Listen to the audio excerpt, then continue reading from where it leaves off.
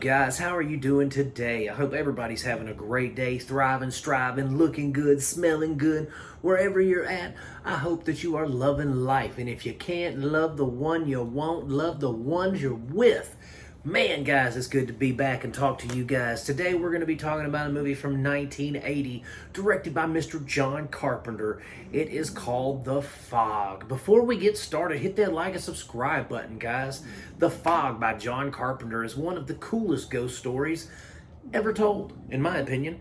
You know, growing up, I didn't see The Fog. In fact, the first time I ever saw The Fog was probably the remake, the god-awful remake. And then after seeing The Fog, I don't remember if it was my mother or my aunt, but somebody informed me, hey, you know, there was an original one by John Carpenter. And I said, excuse me? And so I went in search of this. Now, this is back when I was in my early 20s, right? And so I went and I found The Fog and I bought it on DVD. And I checked it out, and I didn't appreciate it at the time for its contribution to the ghost horror genre, the subgenre of ghost stories. And it has a stellar cast with Tom Atkins and Adrienne Barbeau, Jamie Lee Curtis. I mean, it's got a really solid cast, and it's a cool story. And it's got John Carpenter doing the score and the directing. So, right there, it should have told me as a young movie connoisseur, as a budding film buff, that this was something special, but I just didn't see it at the time. So, fast forward a few years, I've seen it a few times, and so yesterday I said, you know what, I haven't seen it in probably 3 years, so let's check it out again. Excuse me, here we go. And we went into this film myself. I put it on. I don't think my wife had ever seen it. We were just, we'd gotten home from church, we were sitting on the couch, and I popped it on, and we just started watching it, and I realized what a special film this is. Now, the remake, I don't even know what year the remake came out. I think it was like early 2000s, maybe like mid 2000s maybe. But I remember it, I just didn't find it that good. I didn't find it that entertaining. I thought the characters were bland. It was kind of like a teenage slasher in a way instead of a ghost story. Whereas this was very atmospheric. It had a good score, score that increased the tension and suspense. It really made you go, oh, what's going to happen? Because you get that moody synthesizer that Carpenter is so famous for. And you have all these, from the set design, like the lighting and everything, it really helps to build that atmosphere. And when the fog rolls in, the thing is, it doesn't rely on graphic kills to shock and horrify people. It doesn't rely on, visual terror. It relies a lot on the subtlety and the anticipation of terror.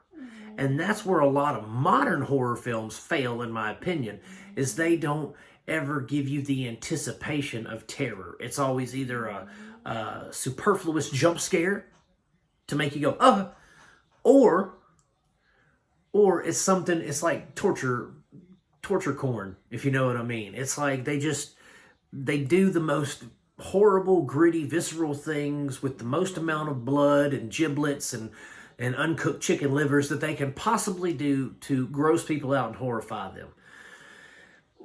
What truly scares people, in my opinion, is the unknown. If you don't see your monster, if you don't really know anything about your antagonist, your creature, your slasher, whatever it may be, if you don't know anything about them until the very end, or at least close to your climax of your film, and you use the anticipation of what they're going to do. Now, sure, you might show a few things here and there, and that's what The Fog does. It shows a few things here and there. Oh, we've got our ghosts. And they swoop in and they do some things, but it's never anything that's like, it was always something that's like, they're there and then they're not, or then they're there and then there's darkness and then they're there and then they're there again. It's very, very subtle things that Carpenter is such a master at doing that make this film so incredibly fun and aesthetic. The aesthetic of this is awesome. When that fog rolls in and it starts coming underneath the doors, perfect. Picture perfect. The cinematography for that is great. The lighting for that is great. Everything. I guess I should tell you about the story. I've been going on about all these other things. The story is based pretty simple. So there's this small fishing community. Some pirate captain, free trader, whatever you want to call them, they came to this island. They wanted to set up a leper colony a few miles away from the city. And so, you know, the constabulary and the priests and all that, they're, okay, yeah, whatever. And they find out that these lepers have gold. And so what they do is they, you know, trick them into crashing their ship on the rocks. They steal their gold. You know, lepers are all drowned. And they just go on about their lives. But then there's this like kind of like a festival or a celebration of something. It's an anniversary of that tragedy of when the townspeople betrayed the leper colony. And so these ghosts come in on the fog with you know, the Flying Dutchman ship, and they come in and they start offing townspeople, you know. And it's such an interesting story. It's well written. I don't know if there was a fog before the fog. I don't know if there was a novel, but if John Carpenter wrote this film just out of his brain, out of his own noodle, gosh, that's another reason why the guy is a master of the horror genre. I mean, now, in recent years, Carpenter hasn't done anything really notable. But man, you get him back in the mid 70s to like the early 90s, my man was on fire. He gave us The Thing. He gave us, you know, Halloween, The Fog, Assault on Precinct 13, Escape from LA, Escape from New York.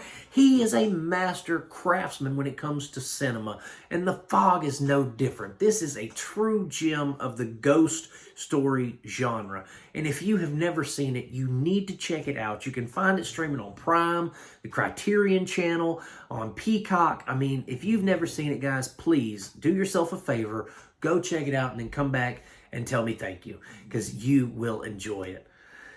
Thanks for watching my videos, guys. As always, it means the world to me. Thank you so much. Before we get out of here, hit that like and subscribe button. And as always, my friends, I am going to keep making them as long as you keep watching them. Peace out. God bless you. And I will see you soon.